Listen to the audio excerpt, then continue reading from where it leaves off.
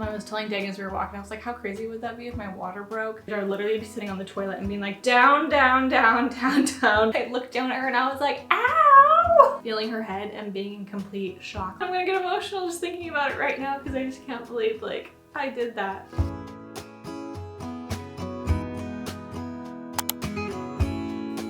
Oh my goodness, I cannot believe I'm sitting down actually filming this. Let's get a little comfortable.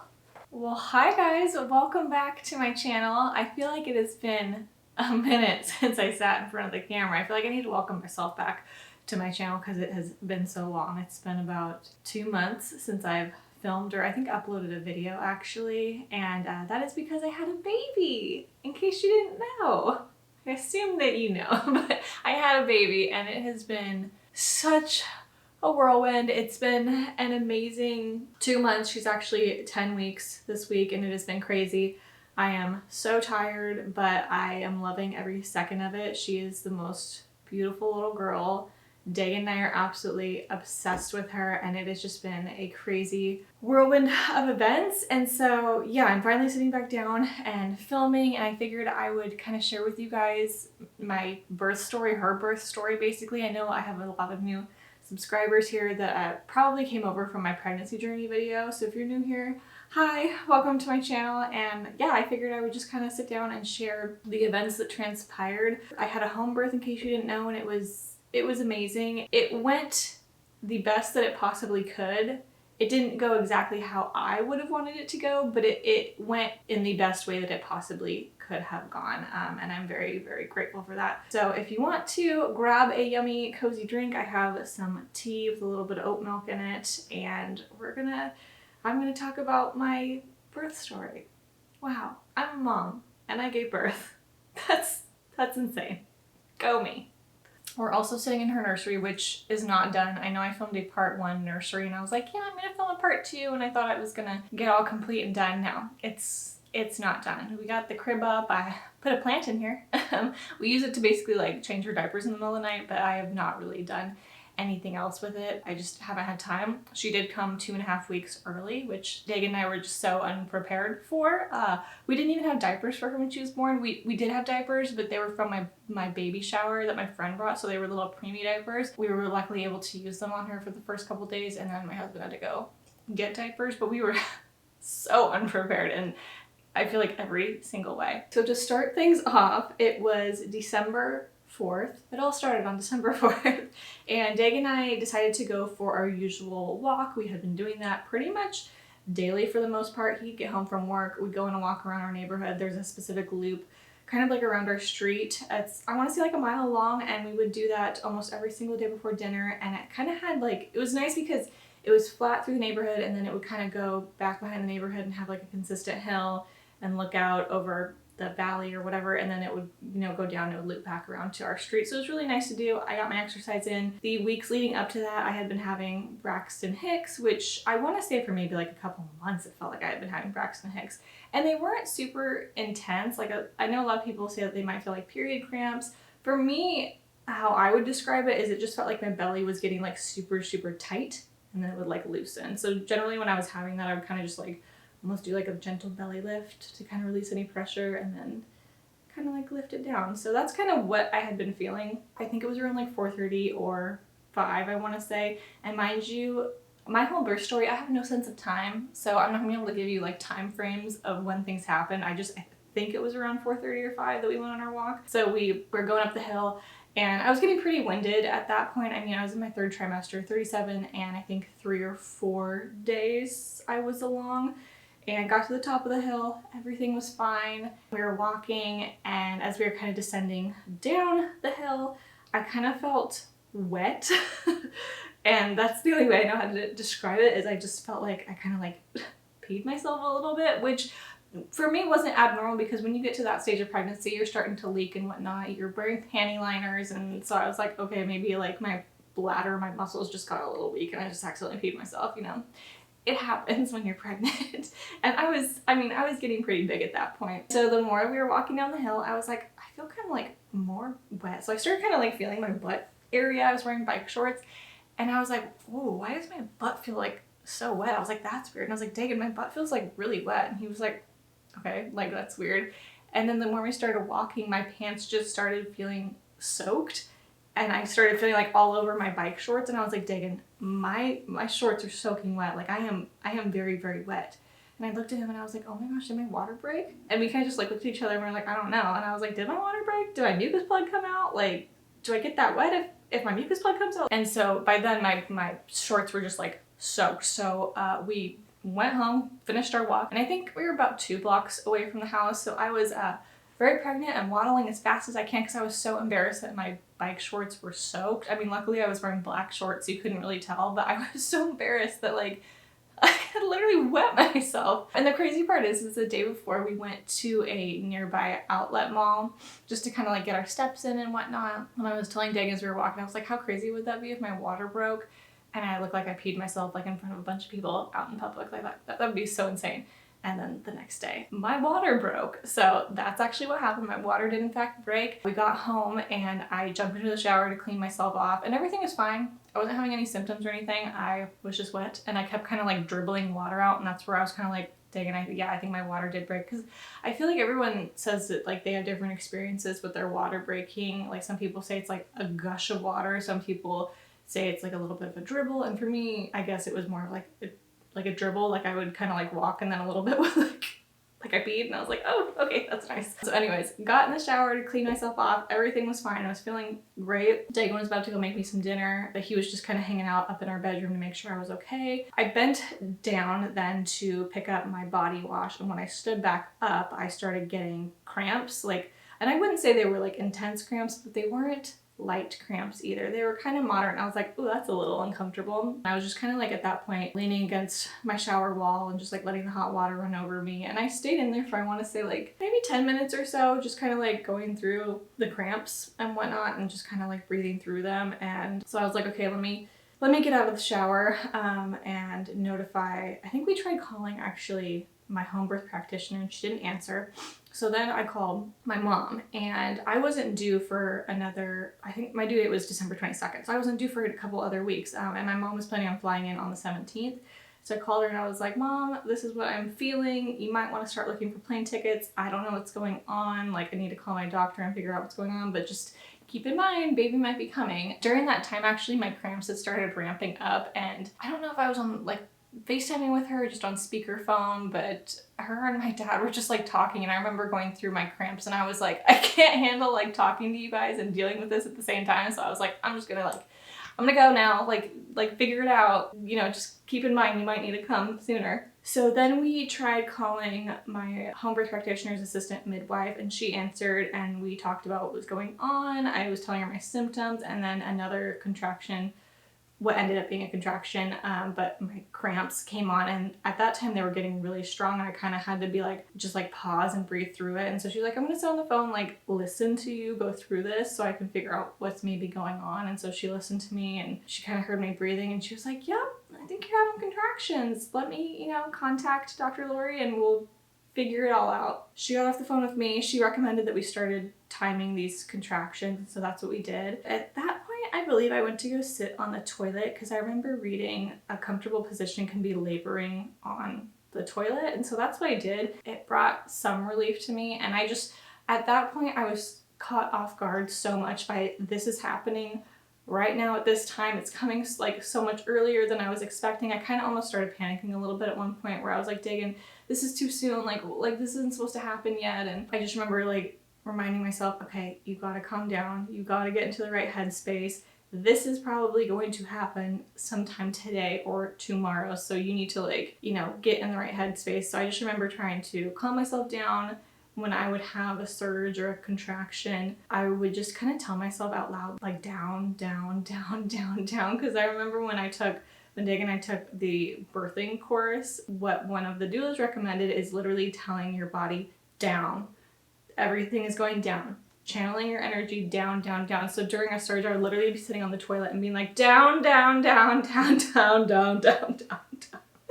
And I was literally doing anything I could to focus my energy and focus baby girl on just like moving down out of my body. Okay, so at this point I was still in the toilet and I was having some back pain, so Dagan went and got my heating pad and I had it kind of wrapped around my back on the toilet and just I was just sitting on there trying to relax as much as I could. He downloaded an app to help time contractions. He would sit there right next to me and I would just kind of like close my eyes, and then when I felt like it was peaking, I'd be like, okay, and he would hit the start button and he'd time it, and then I'd be like, okay, we're done. You know, and then in those moments in between, I would just rest. At that point, like I said, I don't know the time frame of this point, but I was still on the toilet. My doctor called. She said to basically keep timing them, see what's going on. So we did that for her. I didn't feel very long after that my contractions were pretty much like 2-3 minutes apart. Dagan had called my doctor back and he's like, yeah, the contractions are like 2 to 3 minutes apart, which she said to call when they were getting to that point. And so she was like, okay, I'm gonna finish dinner and come over. I think she was in shock at how quickly my contractions were. I think she was expecting them to be just farther apart and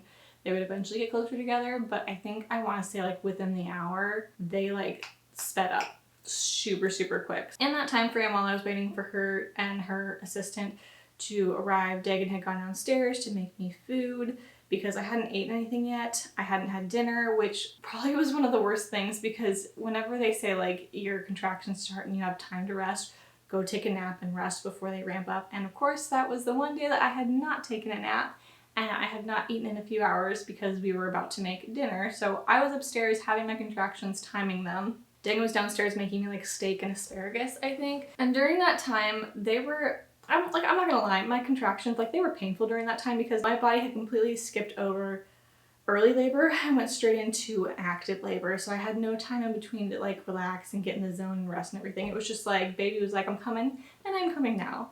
So it was pretty uncomfortable and painful, but it wasn't to the point where I was like literally like screaming. It was more of like making those like deep, like, oh, sounds. Like, I don't know how else to kind of describe it, but just kind of like making those like deep sounds and not trying to tense up my body. That was the one thing that I really tried to focus on, is don't tense up my thighs, don't tense up my face, because even though you're tensing up your face, that also is connected to your lower half of your body. And if you're tense up here, you're going to be tense down there. So I was really focusing on like releasing my jaw, my shoulders, my inner thighs, because my thighs were like super tight. I remember during that time, Dagan had told me that they were going to be over in about 7 minutes. And so I was like, great, they're going to be here any second. They're going to be able to help me through this. We're going to get the pool set up. It's going to be great. I didn't realize that so they actually texted him that they would be there at 7, not 7 minutes. And afterwards, he told me that he did know that they would be there at 7, but he told me 7 minutes so that I wouldn't be freaking out, because I think it was around 6 p.m. that they texted that they would be over at 7, and so they were going to be there for another hour, and he didn't want me freaking out. I remember being like, this is the longest 7 minutes that I've ever experienced in my life, when in reality, they weren't going to be there for like another hour. So I think at that moment, we decided to move to the bed, and I was trying to lay down, because in my mind, I was like, I'm going to try and rest if I can, which joke's on me, I didn't, but I went and laid down in the bed.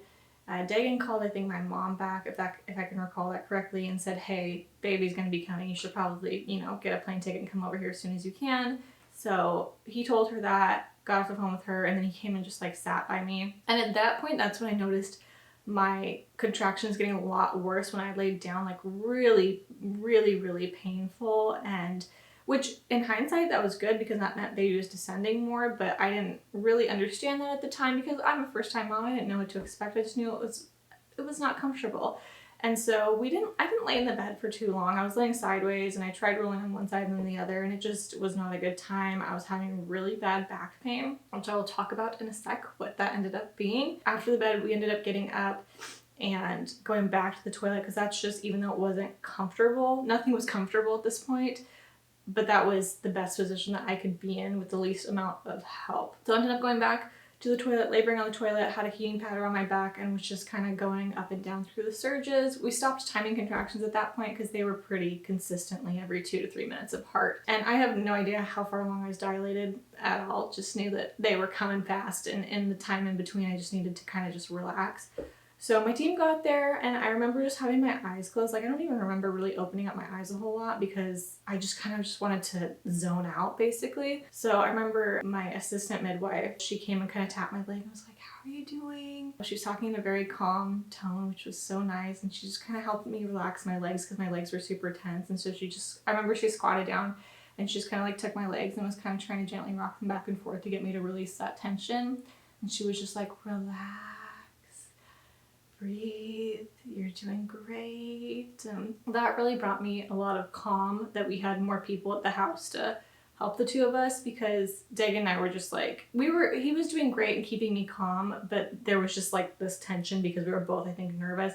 I was really nervous. One thing that I forgot to mention is at one point when I was on the toilet, I think I was so caught off guard with her, how early she was coming and how fast everything was coming and how quickly I just like skipped through labor, that I immediately started crying and panicking. And I was like, Dagan, I don't think I can do this. I can't do this. What if I can't do this? This is all a mistake. Like, basically me thinking that like I should have gone to the hospital. What the frick am I thinking? Like, I was just panicking. And he's like, you're doing great. Like, it's gonna be okay. You're doing amazing. And I just kind of had this little sense of panic. So when they showed up, I felt like I really was able to kind of calm down a little bit. So we eventually got off the toilet. I think we went back to the bed at that point, and I was able to go through some more contractions. I just focused on really trying to calm myself down. I would squeeze Dagan's hand so hard during those contractions. During that time, my team was setting up the birthing pool in our bedroom, and so I was lying on the bed while they were doing that, and then eventually they were able to get it set up. I went and got into the pool, and I immediately felt so much better being in the hot water. It was just such a relief. Like, let me tell you, like,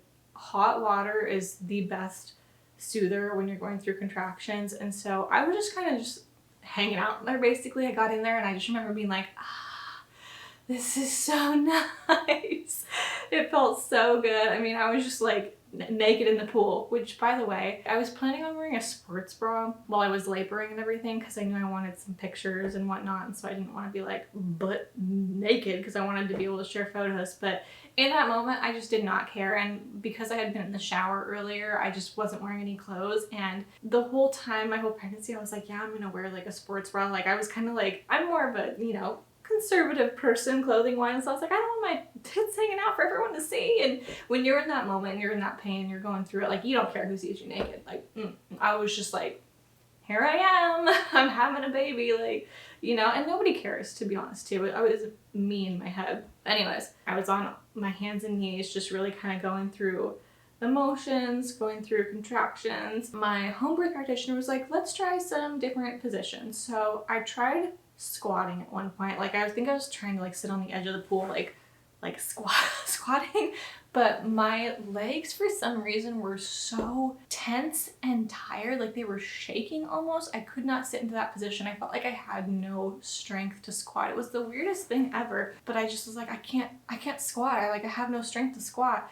And I even tried doing like a lunger's pose, and that helped a little bit. I was just basically trying to get into any position to help her descend. And so we tried that. It wasn't super comfortable, not like in the sense of it being painful. It just like my legs were shaking and I felt like I wasn't comfortable or like able to really like get a grip. I felt like I was like preventing myself from almost falling over. My legs were just so tired for some reason. I did lay on my back and just kind of like leaned back against the pool, I remember, and just kind of like spread my legs open.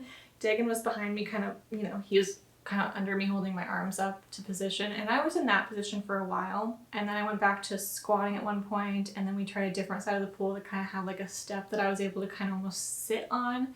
That gave, you know, some more leverage to me, and that's kind of where I focused on really pushing.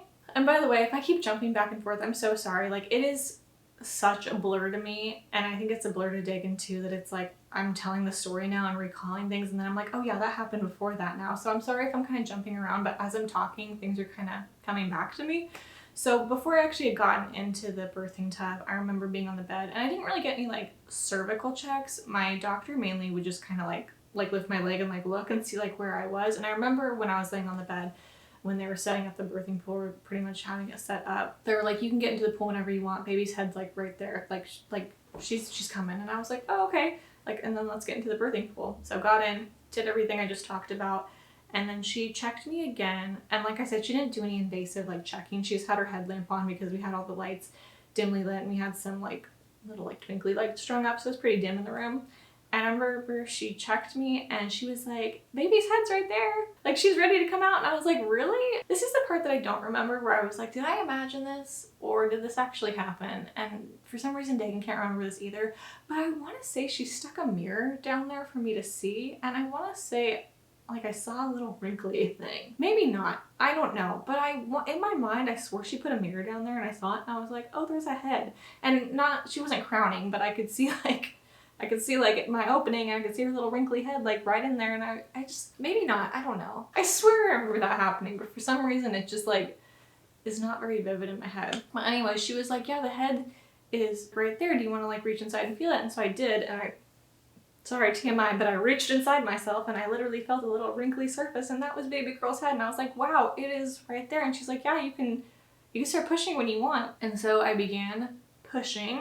And when you've never birthed a baby before, I feel like pushing and kind of like bearing down and getting the baby to like transcend and come out, it's a learning experience, let me just say, because I didn't know necessarily how to push a baby out. I was just expecting to just kind of like push, but the way my doctor had to describe it, she literally was like, you have to like take a poop. You basically have to feel like you're going to have a bowel movement, like push as if you're pushing it out of your butt. And so that took me, I feel like, a little bit to figure out like how to push it out. It sounds so weird if you've never done it before, but if you've done it before, you understand like what I'm trying to describe. You literally feel like you're trying to take a poop. That's just like, you just kind of like push it down there. The hardest thing for me was like pushing down there or pushing hard enough where I felt like I was pushing hard enough, but I really like wasn't, and trying to focus on my energy. I mean, I'm probably making no sense right now, but if you know, you know. And so I felt like I was pushing for an eternity. It just felt like forever, every single contraction. And by then, every time I would have a contraction, my back pain was getting worse and worse and worse, to the point where it's like every time I would push, I would just have this shooting back pain,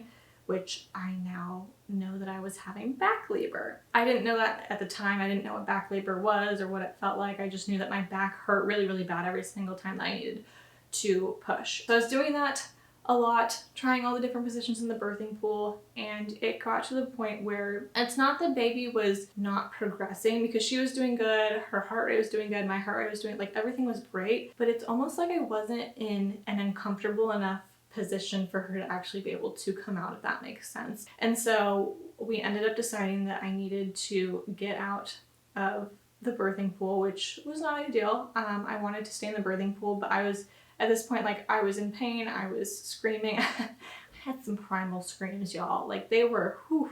I ended up apologizing to our neighbors a few weeks later, because I was like, I'm so sorry, did you hear me? She's like, we heard a couple. Figured, like, you were giving birth. And so I ended up getting out of the pool, and we tried a birthing stool, because at this point, I was like, let's just try anything to get into any type of position to help her continue to go down. And I didn't know, like, I mean, I assume I was 10 centimeters, dilated and ready to push, but that whole time, like, I didn't know how dilated I was the entire time before pushing. I have no idea. And that's one of the best things that I loved about my doctor, is she didn't really give me any, like, guidelines in the sense of, like, you're 8 centimeters dilated, or you're 4 centimeters dilated. She just told me, like, baby's head's right there and you can push when you want to push, or, like, we're getting really close. I feel like looking back, that was really nice, because sometimes when you are expecting yourselves to be like 9-10 centimeters dilated and you find out you're only 4 centimeters dilated, sometimes that can actually physically have altercations on your body where you can actually like retract and like prolong your labor because you weren't expecting to be not as far along as you wanted to be. I still to this day have no idea how dilated I was when she got here, or at any point. I knew nothing, and I really didn't care, because it's like the baby's gonna come no matter what, so it's like, what's the point in knowing? Also, same with time. I really had no sense of time because it was dark outside, and I remember being in the birthing pool and asking, what time is it? And my doctor had responded, it's perfect time. It's baby time. What time is it? Perfect time. Baby time. I feel like everything's coming so fast. Yeah. You're doing good. I'm doing amazing.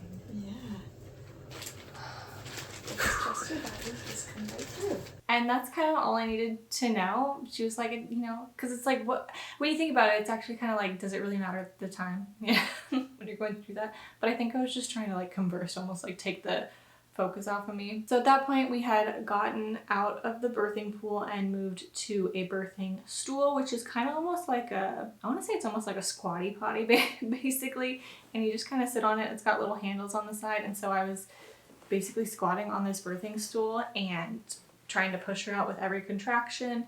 And this is, I think, where it got more intense for me, which was good because that meant baby was coming. So at this point, this is when contractions started getting extremely uncomfortable for me, because with every contraction, my doctor was helping me to stretch out my perineal muscles, which I had been working on doing the probably month leading up to that, where I would take some arnica oil and really work on stretching those muscles out to hopefully prevent tearing. Because I was so tight and I was so tense, like I was really struggling to release that tension. It's so much easier said than done when you're taking these birthing courses or when you're reading people's Instagram stories to talk about releasing tension, but when you're in the thick of it and you're really going through that pain, it's hard to just be like, okay, I'm just gonna loosen up.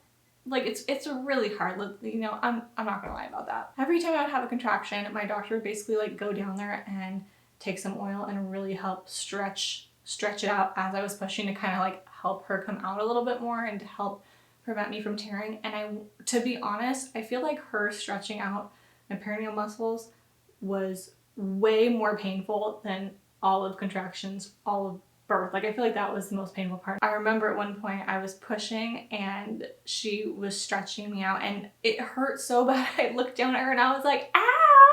And she's like, I'm so sorry. I was like, I know you were just trying to help me. I just remember sitting on the birthing stool at one point and I was like, I can't do it. I'm like butt naked on this stool and I'm like, I can't do this. And they're all like, you can do this.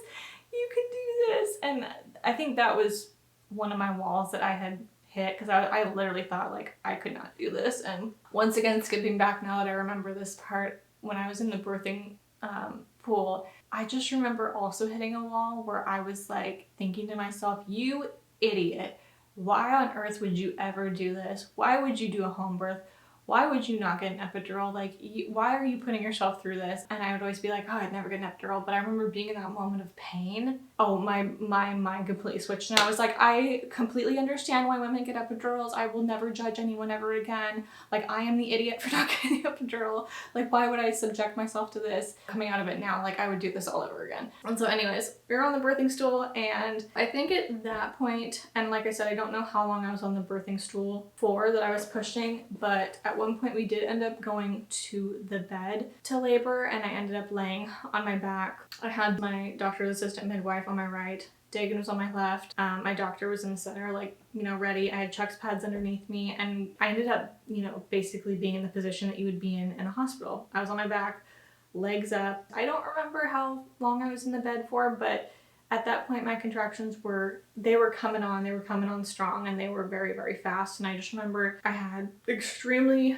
bad back pain, and it was, oh, that back pain was killer. It was, if you've ever had back labor before, you know it is extremely painful. So at this point I had been pushing like I said, my back labor was so intense to the point where every time I would breathe, basically it would hurt. And I know that sounds really extreme, but every time I would have a contraction that would come on, I would take kind of like a deep breath to get ready to like, you know, to push. And I remember every time I would breathe, it would hurt to breathe because my back would just get this like intense, incredible pain. And then I would breathe, it would be painful. And then all through my contraction of pushing, it would be painful. So it was just like this lingering amount of just like intensity through my back. And that was really, really hard, knowing that like as I'm about to breathe, I'm going to put myself through more like pain in my back. But it's like, it's one of the things that's like you have to do. And then at one point, my doctor, she was like, her head's right there. And I remember Dagan looking, and he was like, oh my God, babe, her head's almost out, like it's right there. And I guess in my head, I didn't think like I was that far along. I felt like I had so much more to do, because I think I was just still envisioning like her head being inside of me. And that's what I was thinking. They were like, you want to touch your head? And I was like, sure, thinking that like her head was like still on the inside.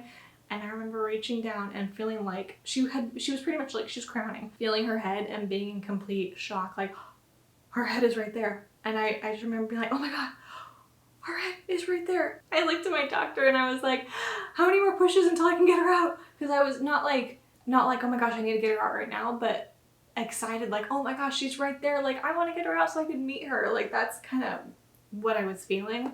And she's like, only a couple more pushes. She's like, you just really got to give it your all. I pushed.